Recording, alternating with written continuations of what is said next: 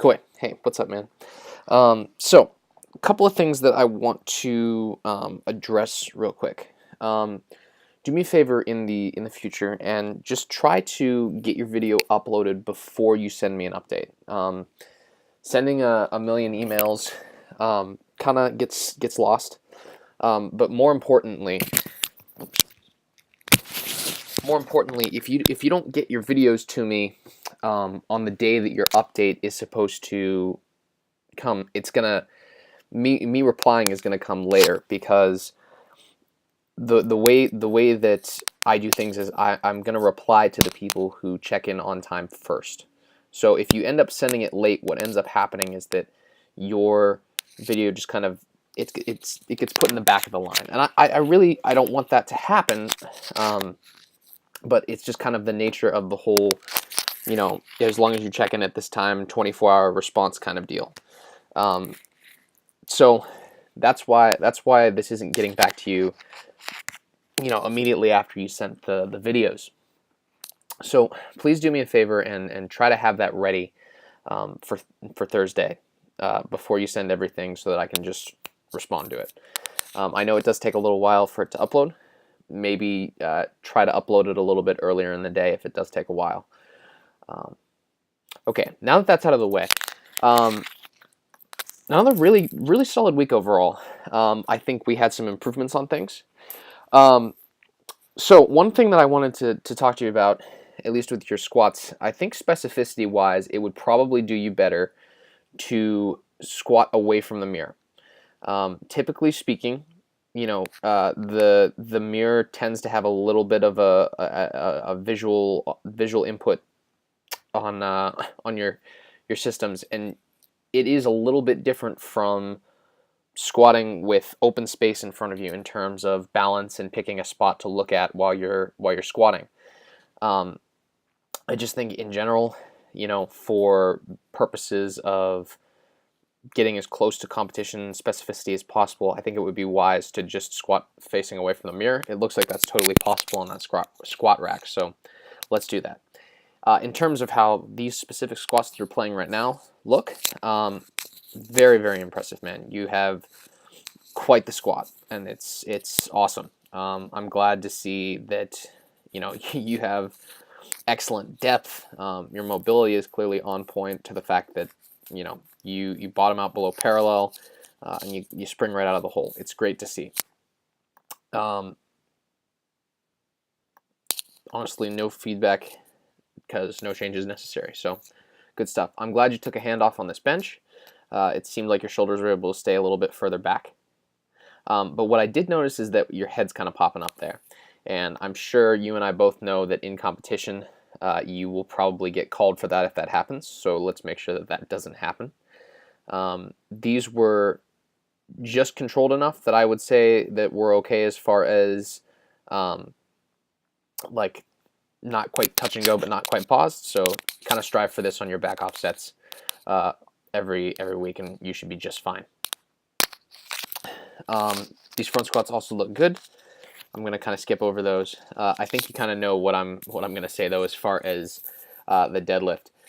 So what you're doing, it's just the angle of your shin and your hip. It doesn't seem like the most powerful position for you. You're very much you're kind of initiating the pull with your back. You have a very strong back for your size, and that's what you're initiating with. And I'm sure you can kind of get away with that in the suit, because the suit does kind of help you off the floor. It certainly doesn't lift the weight for you, but as long as you can, at least from the little bit that I know about single ply, as long as you can get down into position, that suit is going to give you a little bit of spring, and you can kind of get away with that. But in terms of your raw strength transferring over to your single ply, I don't think that if you continue to lift in this way raw, that it's going to have a lot of transfer over to your single ply deadlifts. So what do we do in this case? I think the first thing to do is actually and I'll skip ahead a little bit to your other deadlift footage. I think the first thing to do is to go for a little bit of a different stance for your raw deadlifts as compared to your suited pulls. So what does that mean? Well, usually a very powerful position for most people ends up being where the shin is both vertical from the frontal view and the side view. So basically you should have horizontal shins from both the front and the side. So let me give you an example of what that might look like. A good example that I always cite when I kind of talk about a power position in the deadlift is JP Cauchy. Can't really see the search bar. Is JP Cauchy, who is a fantastic deadlifter. Let me see if we can't find. Yeah, so this is his world record deadlift, I believe, in your weight class. JP is a personal friend of mine. I spent some time down in Australia, so he's a really, really strong guy. But if you look at his deadlifting position, so from the front, it doesn't necessarily look like his shins are completely vertical until he actually gets down into his starting position. If you check him out right about there. So his shins are perfectly vertical from the front and from the side, and this just tends to be the most powerful position from a sumo deadlifting standpoint because it allows the most hip adduction and knee flexion at both of those joints.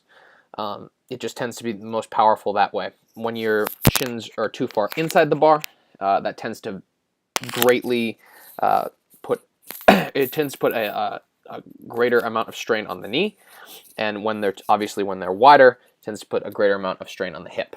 In your case, I think what's going on is that you're kind of, well, honestly, you're just not in a good position, period.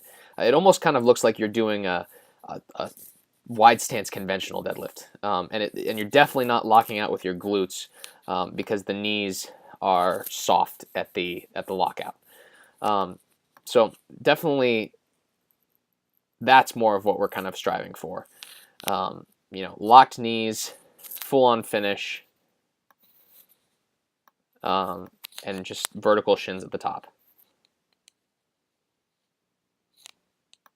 So that's what I would like to see in your deadlifts for next week. Try it out. It's probably going to feel a little weird, but honestly, as long as you're initiating the deadlift correctly, which is by pushing your feet apart, spreading the floor in half, and not using your back, from that position, your deadlifts will probably end up being smoother by the end of the week. All right, let's make that change for next week and continue to carry our momentum as far as squats and bench presses. All of those look excellent. Like we talked about, you don't need to do your program Monday, Tuesday, Wednesday, Thursday. That's not indicative to good amounts of recovery. So your next update will probably only have 2 or 3 days, which is just fine.